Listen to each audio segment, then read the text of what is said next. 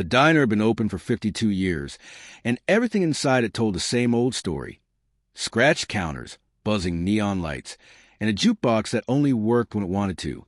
But every night, without fail, a young woman named Maria Lopez wiped every table as if she were cleaning a piece of her own life. Maria was 30, quiet, tired, and invisible to most people. She cleaned tables from 6 p.m. to 2 a.m., sometimes longer if someone spilled coffee or if drunk tourists refused to leave. Her back hurt. Her fingers were cracked from cheap soap, and yet every night at 2:05 a.m., she would sit in the last booth near the window, open a worn-out sketchbook, and draw. Her drawings weren't ordinary. She brought empty pages to life. Street musicians, tired mothers, strangers she served, and even the shadows on the floor. She drew the world the way her heart saw it, with pain, with hope, with small miracles. But nobody knew. Customers came and left. Cooks yelled in the kitchen. The manager counted tips. And Maria just worked quietly, blending into the noise like she wasn't even there. Until one night. The rain outside was loud, and the diner was almost empty. A man in his mid-50s sat in the corner booth. He wore a long coat, carried a notebook, and looked like someone who'd spent years trying to forget something. He had kind eyes, but sad ones. Maria didn't know him. She didn't know that his name was Daniel Brooks. She didn't know he was one of the most respected art directors in New York. She didn't know he was struggling with depression after losing his wife. She only knew one thing.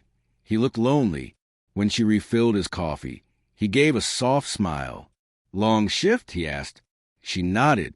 "As always." "You must get tired," he said. Maria simply replied, "You get used to it." He didn't push further. She didn't open up. The night passed slowly. At 2 a.m., Maria finally clocked out. Daniel was still there, now the only customer left. She went to her usual booth, sat down, pulled out her sketchbook, and began drawing the rain falling on the window.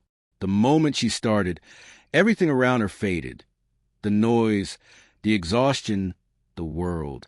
She was free. Daniel watched from across the diner. For a moment, he thought he was dreaming. The tired waitress who barely spoke was creating art more powerful than anything he had seen in years. The lines she drew weren't just lines. They were emotions. He stood up slowly and walked toward her table. Maria froze when she looked up and saw him. "I'm sorry," she said quickly. "I'm off the clock. I'll clean that booth too." "No," Daniel said softly. "I just wanted to see your sketchbook." "May I?" Maria hesitated. Nobody had ever asked. Nobody had ever cared. She pushed the sketchbook toward him, nervous. Daniel opened it.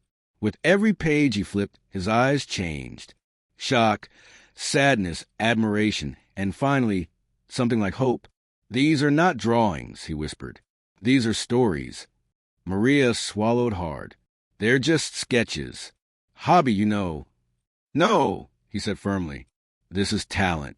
Real talent." She shook her head. "People like me don't become artists."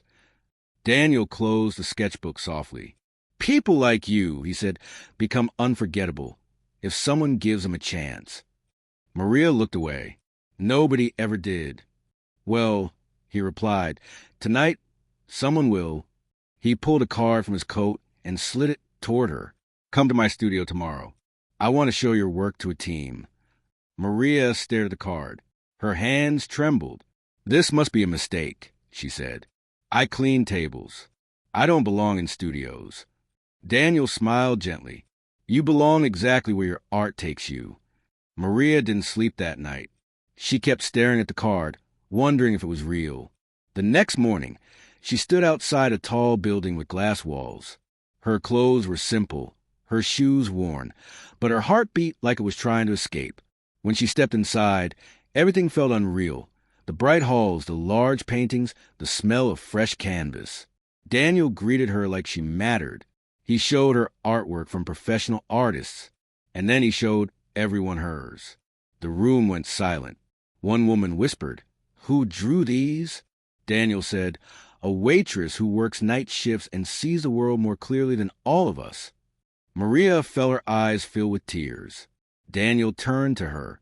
"We want to offer you a contract, your own exhibition, and mentorship, if you want it." Maria covered her mouth. Her entire life flashed before her.